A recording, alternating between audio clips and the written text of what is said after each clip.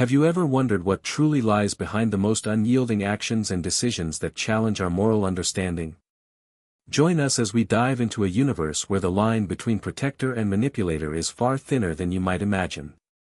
We're about to unveil the complex layers of an anti-hero's psyche, whose seemingly brutal choices are driven by a silent code and a heavy past. Get ready for a journey that will make you question everything you thought you knew about good and evil, purpose and sacrifice. What you're about to discover won't just reveal the nuances of an exceptional mind, but will also change how you perceive the very complexity of the human condition in the face of adversity and the pursuit of an ideal. At the heart of an unforgiving world, where survival isn't a choice but a daily imposition, an enigmatic figure emerges, forged in the furnace of necessity. He moves with the cunning of an experienced predator, yet his eyes carry a burden and a depth that few can decipher. From his earliest breaths amidst incessant conflicts and the absence of any safe haven, this individual learned viscerally that vulnerability is a dangerous luxury, an invitation to destruction. His formative years were stolen, replaced by brutal lessons about power, control, and the inevitability of loss. This relentless atmosphere didn't just shape him, it also instilled in him one of the first crucial psychological traits, an extreme adaptive resilience. Instead of crumbling under the adversities that surrounded him, the violence, the distrust, and the constant threat, he absorbed them, transforming each scar into a new layer of psychological armor. This remarkable ability to bounce back and adjust, even in desperate situations, transcended mere self-preservation instinct. It became a complex mechanism of psychological survival, allowing him to mask pain, suppress despair, and use keen observation as his deadliest weapon, anticipating his adversary's every move. In a world where emotion was synonymous with weakness, he built an almost impenetrable internal fortress. Every experience, every loss, every betrayal was catalogued and used to strengthen his mind, not to corrode it. But there was something in his upbringing that, for a long time, remained imperceptible to the outside world, a secret no one saw coming. The true turning point, the watershed moment that redefined his existence, wasn't a single, explosive event, but rather a series of accumulated experiences that culminated in a devastating blow that confronted his soul directly with the most brutal face of cruelty and injustice. Paradoxically, this descent into the abyss didn't destroy him, instead, it ignited a silent, almost imperceptible flame of a greater purpose, an ideal that, from that moment on, would guide his every action. It wasn't an emotional collapse, but a profound and conscious reconfiguration of his psyche. The trigger didn't manifest as an outburst of rage, but as an implosion of old convictions, replaced by a new and unwavering determination. From that crucial moment, the character began to transform significantly, not in his innermost essence, but in the manifestation of his actions and his way of interacting with the world. The internal conflict became almost palpable. The deep desire to protect those who once mattered to him, and the imperative need to adopt methods that tested, and often surpassed, the boundaries of conventional morality. Externally, his demeanor became even more calculated, his expressions indecipherable, an impenetrable mask that concealed the complexity of his mind. Modern psychology would explain this transformation as a process of post-traumatic cognitive reorganization. Instead of succumbing to overwhelming stress or paralyzing despair, he developed a highly particular system of beliefs and values that not only justified his most severe actions but also made them necessary within his own logic.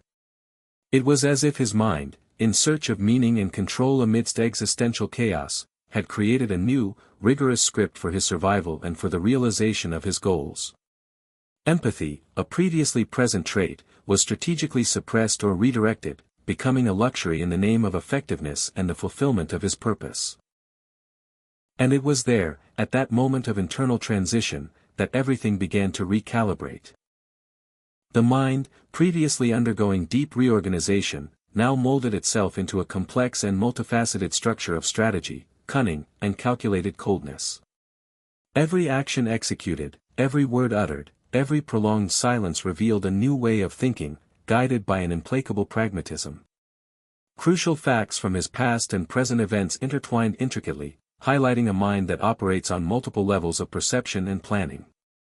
While the outside world saw a shrewd leader, a ruthless warrior, and a master of manipulation. Internally, a silent and particular moral code guided his every decision, every maneuver. Let's delve into the anti-hero's mind. He doesn't act on impulse or whims. His machinations are like a complex, high-stakes chess game, where every move is meticulously planned in advance, aiming for an ultimate goal that far transcends the immediacy of the present moment. We can draw an analogy between this extraordinary ability and the concept of Machiavellian intelligence, which describes the intrinsic capacity to manipulate the social environment and people around him to achieve personal and collective goals, often through indirect, deceptive, or morally divergent means. However, it's crucial to understand that this isn't pathology in the traditional sense, but rather a highly complex adaptive strategy, developed and refined in environments of extreme pressure and constant threats. He uses selective dissociation as a psychological shield, separating his personal emotions and inherent humanity from the cold demands of his tasks and larger objectives, allowing him to perform acts others would consider absolutely unacceptable. It's the mind of a visionary strategist who sees the world not as a place of absolute right and wrong, but as a vast battlefield where ultimate victory is the sole imperative, justified by a personal ideal and a legacy he carries. But despite all this mental engineering, the true, deeper purpose of his actions still remained veiled. The act that truly marked the passing of the point of no return, the Rubicon of his journey, was subtle in its manifestation but irreversible in its consequences. It wasn't an explosive outburst of unbridled violence, but rather a calculated and deliberate choice that unequivocally demonstrated his complete and definitive redefinition of values. For him, his worldview was permanently altered. Conventional morality became an irrelevant and almost childish abstraction in the face of his objective's magnitude. Ethics, once a set of barriers, transformed into a set of obstacles to be overcome through complex internal justifications and intricate rationalizations. At this crucial point, the character ventures into territory where the ends, undeniably, justify the means, not out of an empty thirst for power or inherent cruelty, but from a deep and unwavering conviction that his actions, however severe and painful they may seem, are absolutely necessary to protect his mother's legacy and, more importantly, to ensure the freedom and survival of his people, even if it means sacrificing many. He rationalizes his decisions with a logic that, for him, is unassailable. Inaction, passivity in the face of threat, would bring even more devastating consequences, unbearable suffering on a much larger scale. We bring the viewer to a profoundly unsettling moral dilemma. What if he is, in his own distorted logic, right? What if, in a world of chaos and barbarism, true morality and the greatest act of protection lie in doing what is absolutely necessary, even if it's excruciating and painful to the consciences of others? This is the essence of a trolley problem writ large on an epic and existential scale, where the lives and suffering of a few are sacrificed for what he perceives as the greater good of many. This type of utilitarian thinking, taken to its most pragmatic extreme, forces an uncomfortable re-evaluation of our own notions of justice, sacrifice, and heroism. What price is he truly willing to pay for his unwavering conviction? Now, we will delve incisively into the psychological analysis of his actions, revealing how, within the complex and intricate internal logic of the character, every movement, every decision, and every sacrifice makes a disturbingly coherent sense. This is not a mind adrift, consumed by madness or chaos. On the contrary, we are facing a highly functional thought system, albeit one operating deliberately outside expected social and moral norms. His cunning strategies, his skillful manipulations, and the apparent coldness with which he executes his plans are not traits of an insane or unbalanced mind, but rather calculated expressions of a deeply rooted, complex belief system and a singular purpose that permeates everything. We can apply cognitive dissonance theory to understand how he maintains his internal coherence, even in the face of actions that most would consider morally reprehensible. Although his actions may seem contradictory and even shocking to outside observers, for him, there is a perfect and unwavering harmony between his acts and his ultimate goals. He doesn't perceive hypocrisy in his choices, but rather a pressing and unavoidable necessity. His methods, which appear relentless and even inhuman, can be compared to the behavior of an elite military strategist who calculates losses and gains based on a larger, long-term objective, prioritizing effectiveness and victory above individual considerations of empathy in critical situations. This doesn't completely negate his humanity, but it hides it under a mask of extreme functionality and cold pragmatism. Studies on the psychology of leadership in crisis and high-pressure environments show how individuals in positions of extreme power or overwhelming responsibility can develop a form of thinking that prioritizes concrete results and the safety of a group or ideal above emotional or individual considerations. He doesn't act out of gratuitous cruelty or sadism, but out of a cold, precise calculation, based on a worldview where the protection of what he values and the realization of his purpose are the sole and unquestionable safe harbor. It wasn't madness. It was cold, strategic calculation. After all the actions, the indelible trail of difficult choices, and the complex web of manipulations he wove, what, in fact, remains? This anti-hero's legacy is not one of pure and simple destruction, but of a profound and undeniable transformation in the world around him. He shaped the destiny of many, propelled events that altered the political and social landscape of his era, and, paradoxically, left an impact that future generations will still try to decipher and understand.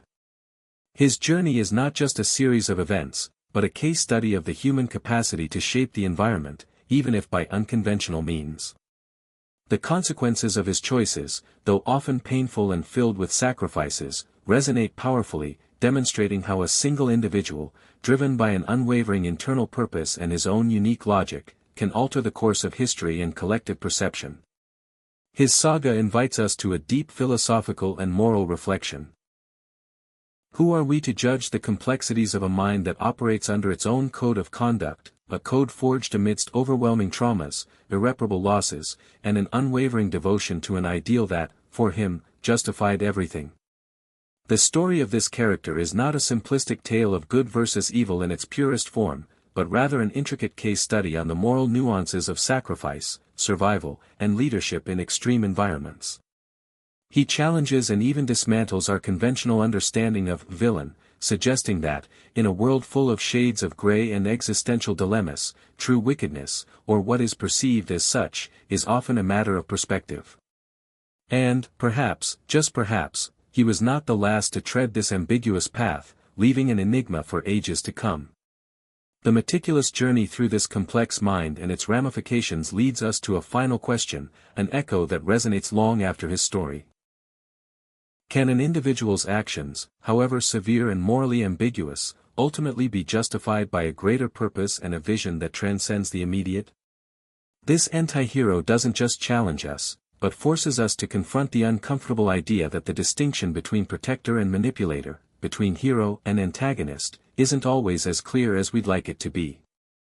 He leaves us with the dark, yet profoundly true, reflection that, in high-pressure scenarios and life-or-death decisions, the line between strategic cunning and cold ruthlessness can merge inseparably.